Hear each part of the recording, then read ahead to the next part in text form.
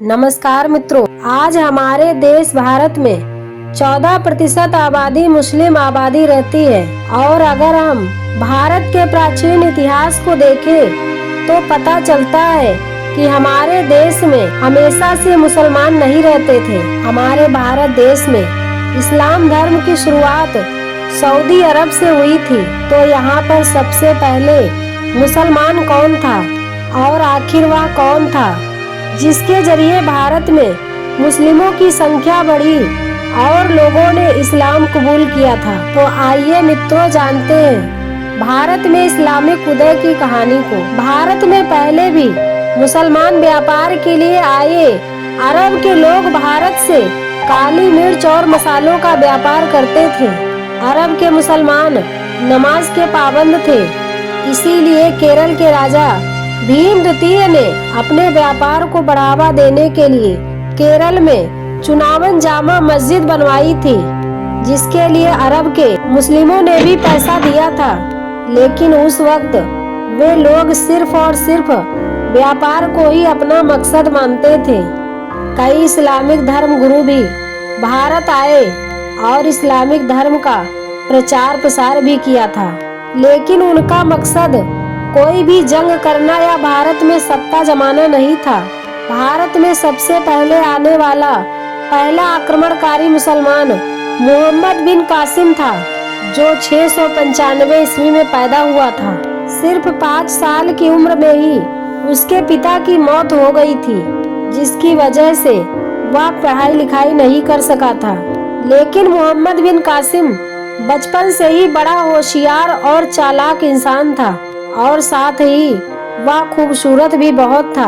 मोहम्मद बिन Qasim Iraq के खलीफा अल हज्जाज का भतीजा था, इसीलिए वह 17 साल की उम्र में ही फौज में भर्ती हो गया था और काबिल होनहार सिपाही साबित हुआ।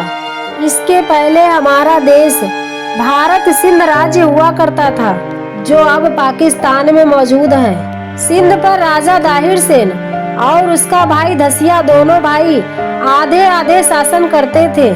उन दोनों भाइयों में उस वक्त लड़ाई शुरू हुई थी जब राजा दाहिर सेन अपने पंडितों के कहने पर अपनी सगी बहन लाडी से शादी कर ली थी, क्योंकि पंडितों का कहना था कि वह बड़ी किस्मत वाली है, जो भी इससे शादी करेगा वो इस राज्य पर शासन करेगा।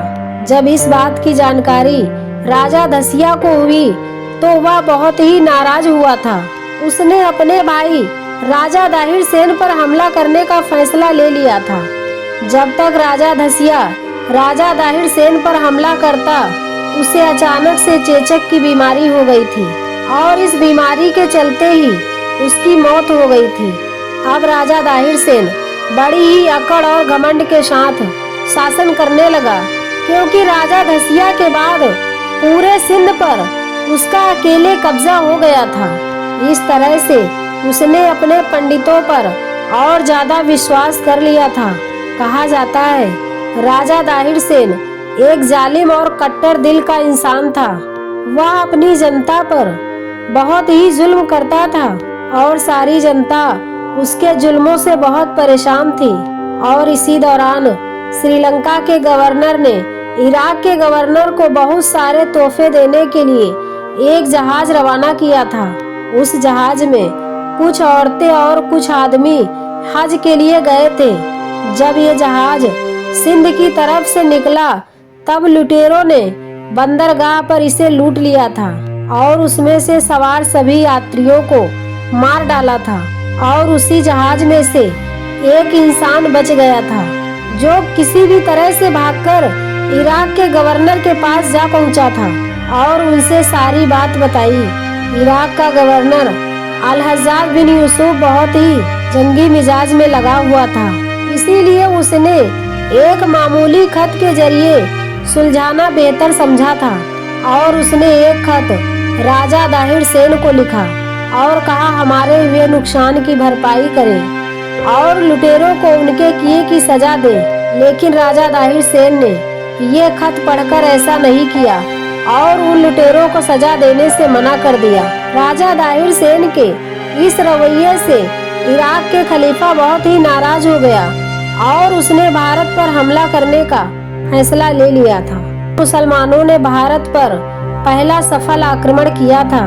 उससे पहले के सारे आक्रमण नाकाम रहे और ये आक्रमण करने वाला इंसान था मोहम्मद बिन कासिम, जिसके अंडर में अरबों ने भारत में पहली बार जीत हासिल की थी। जब मोहम्मद बिन कासिम ने फौज लेकर भारत पर चढ़ाई की, तब राजा दाहिर सेन की फौज ने मोहम्मद बिन कासिम के आगे घुटने टेक दिए थे, क्योंकि मोहम्मद बिन कासिम को किले का रास्ता बताने में किसी और का हाथ नहीं, बल्कि राजा दाहिर सेन की पत्नी का ही हाथ था, और इसी ही वजह से वह आसानी से पहुंच गया था। मोहम्मद बिन कासिम की तलवारबाजी के आगे राजा दाहिर सेन की सेना कुछ न कर सकी थी और उसने हार मान ली थी। और जल्द ही राजा दाहिर सेन भी मोहम्मद बिन कासिम के हाथों युद्ध में मारा गया था। राजा दाहिर सेन की रियासत को जीतने के बाद भी मोहम्मद बिन कासिम को सिंध की और रियासत पर भी हमला किया और उसे भी जीत लिया था। धीरे धीरे एक दिन ऐसा आया जब सारे सिंध पर अरबों का कब्जा हो गया था। मोहम्मद बिन कासिम ने लगभग 4 साल तक सिंध पर शासन किया था। सिंध की गद्दी संभालते ही मोहम्मद बिन कासिम ने सबसे पहले ऐलान किया, जो लोग अपनी खुशी से इस्लाम धर्म कबूल करना चाहते हैं वह लोग इस्लाम को कबूल कर ले, और जो लोग अपने पहले मजहब पर जाना चाहते हैं उन्हें पूरी आज़ादी है। किसी के साथ कोई भी जोर जबरदस्ती नहीं करेगा। कहा जाता है सभी को अपने अपने तरीकों से पूजा पाठ करने की छूट भी दी गई थी। मोहम्मद बिन कासिम गरीबों और अमीरों के साथ भेदभाव नहीं करता था, वह सबसे एक ही जैसे मिलकर व्यवहार करता था। मोहम्मद बिन कासिम ने अगले लगभग 3 सालों तक सिंध पर अपनी हुकूमत की और सिंध के गैर मुस्लिमों पर सजिया कर लगाने वाला अब मोहम्मद बिन कासिम पहला हुक्मरान था। इन 3 सालों में मोहम्मद बिन कासिम ने भारत के अलग अलग क्षेत्रों पर नए नए अभियान चलाए, लेकिन उसमें उसे सफलता नहीं मिली।